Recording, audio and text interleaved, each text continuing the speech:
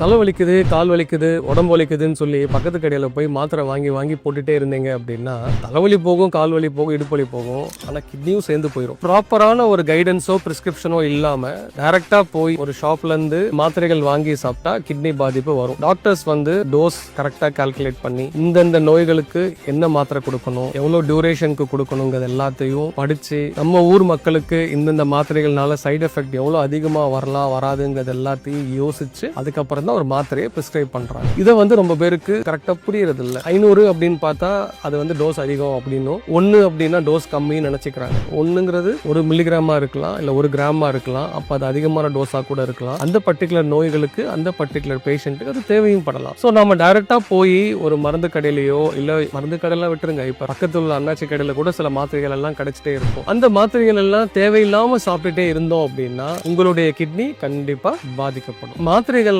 Doctor கொடுத்தா ஒன்றும் வராது, ஆனா நாங்க டைரக்டா கடையில வாங்கி சாப்பிட்டா பிரச்சனை வருமா அப்படின்னு மாத்திரை சாப்பிட்றதுனாலே போய் வருங்கிறது கிடையாது. அது கரெக்டா கொடுத்தோம்னா பிரச்சனை இல்லாம இருக்கும். இதெல்லாம் கேட்டதுக்கு அப்புறமும் நீங்க போய் வாங்கி சாப்பிடணும்னு ஆசைப்பட்டீங்கன்னா 1 என்ன 10 கூட சாப்பிடுங்க.